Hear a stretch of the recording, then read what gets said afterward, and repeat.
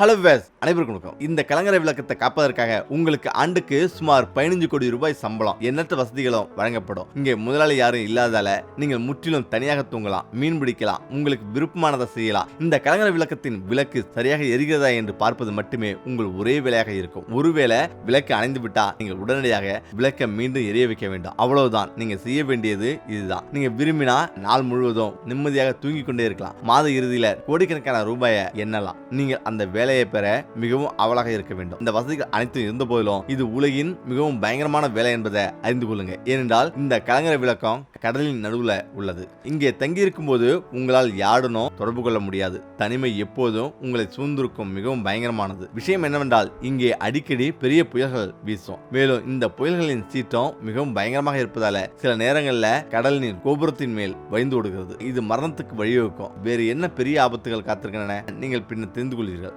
ஆனா உண்மையான கேள்வி என்னவென்றால் இந்த கலங்கரை விளக்கம் ஏன் கடலின் நடுவில் கட்டப்பட்டது, அதன் செயல்பாடு என்ன, மற்றும் இந்த விளக்கு ஏன் நீங்கள் எப்போதும் அந்த கலங்கரை விளக்கத்தை கண்காணிக்க வேண்டும், மேலும் அதன் விளக்க ஏன் ஒருபோதும் அணைக்க கூடாது. இந்த மர்மமான கலங்கரை விளக்கங்களின் தோற்றத்தை அறிய நீங்கள் வரலாற்றுக்கு திரும்பி செல்ல வேண்டும். நீண்ட பயணங்களுக்கு கார்கள் இல்லாத காலத்துக்கு முன்பு, வாகனங்கள் இல்லாத காலத்துக்கு அந்த காலத்துல நீண்ட தூரம் பயணிக்க ஒரே வழி நீர்வழி பயணம் தான். அக்காலத்துல கேம்பர்ட் மரியஸ் என்ற பெயருடைய ஒருவர் இருந்தார். அவர் ஒரு அசாதாரண மாலுமி. அவர் மோசமான சூழ்நிலையிலும் கப்பல் ஓட்டுவதில் பிரபலமானவர். ஒரு முறை அவர் தனது கப்பலை கடல் நடுவுல ஒரு இருண்ட இடத்தின் வழியாக செலுத்திக் கொண்டிருந்தார். அப்போது கப்பல் கடலுக்கு அடியில் இருந்த ஒரு பெரிய பாறையில மோதியது. அக்காலத்துல கப்பல்கள் மரத்தால் செய்யப்பட்டிருந்தன. அதனால் கப்பல் எளிதில் விரிசல் விட்டு தண்ணீர் கப்பலுக்குள் புகுந்தது. இருப்பினும் கேம்பர்ட் மரியஸ் மற்றும் அவரது தோழர்கள் சரியான நேரத்துல கப்பலை சரி செய்து தங்கள் உயிரை காப்பாற்றிக் கொண்டனர். இந்த விபத்துக்கு பிறகு கேம்பர்ட் மரியஸ் ஒரு தீர்வை தேட தொடங்கினார். கப்பலின் மாலுமிகளை இந்த ஆபத்துகள் குறித்து முன்கூட்டியே எச்சரிக்கக்கூடிய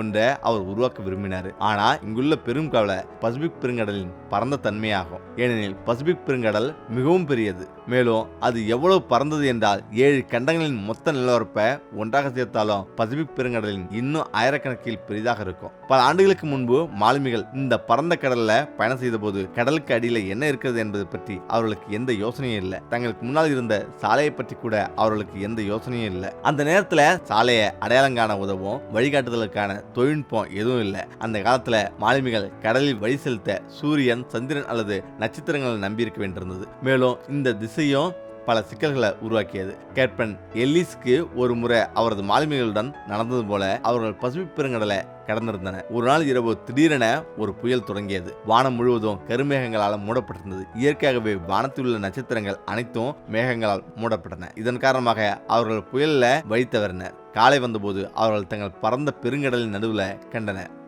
வழி தவறி போனார்கள். அவர்களிடம் சாப்பிட எதுவும் இல்லை, குடிக்க தண்ணீர் கூட இல்லை. பசி மற்றும் தாகத்தின் காரணமா மாலுமிகளின் நிலை மிகவும் மோசமாக இருந்தது. பரந்த கடல் பரப்பிலும் தண்ணீர் பற்றாக்குறையால அவர்கள் மிகவும் தாகமாக இருந்தனர். இதன் விளைவாக பல மாலுமிகள் இறந்து போயினர். நீண்ட நேரத்துக்கு பிறகு கேப்டன் கரையை கண்டார். பின்னர் கலங்கரை விளக்கம் கட்டும் யோசனை அவருக்கு வந்தது.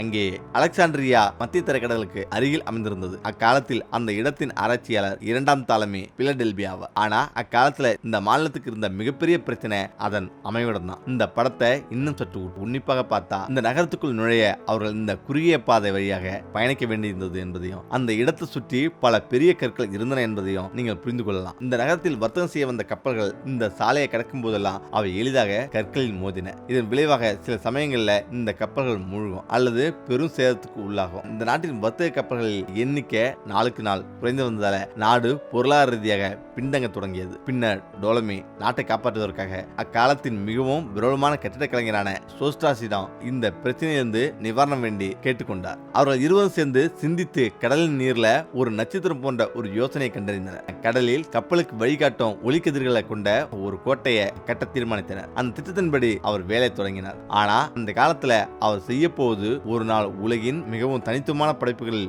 ஒன்றாக மாறு என்று அவரால் கற்பனை செய்ய முடியவில்லை. இது உலகம் முழுவதும் அலெக்சாண்ட்ரியாவின் கலங்கரை விளக்கம் என்று அறியப்படும். அலெக்சாண்ட்ரியாவின் இந்த ஒளி அந்த அந்த வீட்டின் உயரம் 384 அடி. அது முழுவதும் வெள்ளை பிளங்கல்லால ஆனது. அந்த நேரத்துல அந்த கலங்கரை விளக்கத்தின் உச்சியில நெருப்பு எரிந்து கொண்டிருந்தது. இந்த காரணத்துக்காக இந்த கலங்கரை விளக்கத்துக்கு எண்ணெயும் விறகும் தொடர்ந்து வழங்கப்பட வேண்டியிருந்தது. அந்த கடலுக்கு நடுவுல அந்த மேட்டில் கல்லை அடிக்க கொண்டே வந்தன.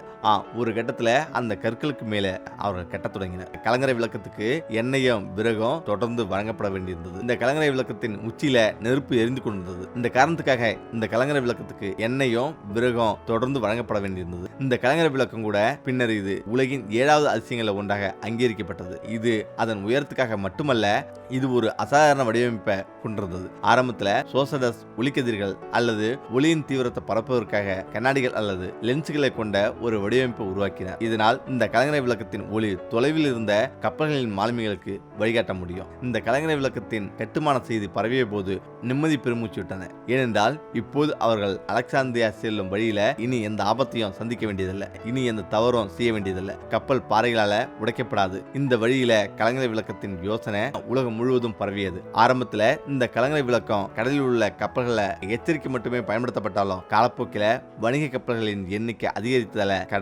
கடல் நீருக்கு மேலே பாறைகளின் உயரம் அதிகமாக இருந்த இடங்கள்ல கலங்கரை விளக்கங்கள் கட்டப்பட்டன. உயரமான இடங்களுக்கு அருகிலோ அல்லது கப்பல்கள் எளிதில் மோதக்கூடிய பல பாறைகள் இருந்த இடங்களிலோ கலங்கரை விளக்கங்கள் கட்டப்பட்டன. ஆரம்பத்துல கலங்கரை விளக்கங்கள் எப்போதும் நெருப்பால் தான் ஏற்றப்பட வேண்டியிருந்தது. ஆனா அனைத்து காரணிகளையும் கருத்தில் கொண்டா அது ஒரு நல்ல யோசனையாக இருக்கவில்லை. இதற்காக நிலக்கரி அல்லது விறகு கலங்கரை விளக்கத்துல வைக்கப்பட வேண்டியிருந்தது. நிச்சயமாக அதை ஏற்றுவதற்கு வேறு வழி இல்லை. பின்னர் மெழுகுவர்த்திகள் அல்லது விளக்குகள் பயன்படுத்தப்பட்டன. ஆனா நெருப்பில் இருந்து வரும் ஒளி வெகு தூரம் பயணிக்க முடியவில்லை. பின்னர் மின்சார பல்புகளும் கண்டுபிடிக்கப்பட்டன. நெருப்புக்கு பதிலாக மின்சார பல்புகளும் கலங்கரை விளக்கங்கள்ல பயன்படுத்தப்பட்டன. ஆனா அப்போதும் கூட இந்த ஒளி வெகு தூரம் பயணிக்க முடியவில்லை.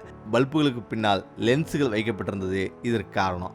பின்னர் விஞ்ஞானிகள் லென்ஸுக்கு முன்னால் மின் விளக்குகளை வைத்தா ஒளிக்கதிர்கள் அதிக தூரத்தை அடைய முடியும் என்பதையும் கண்டுபிடித்தனர். ஆனா விஞ்ஞானிகள் விரைவில் உணர்ந்தது என்னவென்றால் அந்த நேரத்துல லென்ஸுகள் மிகவும் தடிமனாக இருந்ததால லென்ஸுகளிலும் சிக்கல்கள் இருந்தன. அப்போதுதான் பிரெஞ்சு விஞ்ஞானியான அகஸ்டின் ஜீன் ஒரு சிறப்பு வகை லென்ஸை கண்டுபிடிச்சாரு. அவர் உருவாக்கிய இந்த சிறப்பு லென்ஸ் வழியாக செல்லும் அனைத்து ஒளியும் நேராக ஒரே புள்ளிக்கு சென்றது.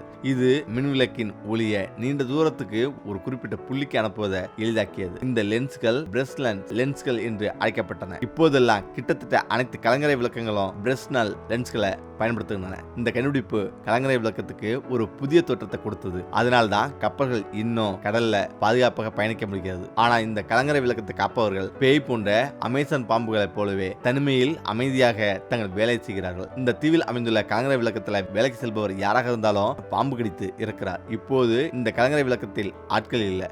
ஆனா அந்த கலங்கரை விளக்கத்தை யார் கவனித்துக் கொள்கிறார்கள்? இந்த கலங்கரை விளக்கத்தை பத்தி பல கதைகள் உள்ளது. கலங்கரை விளக்கத்தில் ஒரு இரவு கூட தங்குவதற்கு உங்களுக்கு தைரியம் இருக்காது. அதனால்தான் எந்த ஒரு சாதாரண மனிதனும் இவ்வளவு பணம் கொடுத்த பிறகும் இந்த தனிமையான கலங்கரை விளக்கங்கள்ல தங்க விரும்புவதில்லை. ஏனென்றால் இந்த பயங்கரமான மற்றும் தனிமையான இடத்துல யாரும் தங்களை தொலைத்து விட விரும்புவதில்லை. இப்படியான ஒரு இடம் இந்த பூமியில் உள்ளது. ஓகே, இந்த விட பிரச்சனை மீண்டும் அடுத்து சந்திப்போம். நன்றி, வணக்கம்.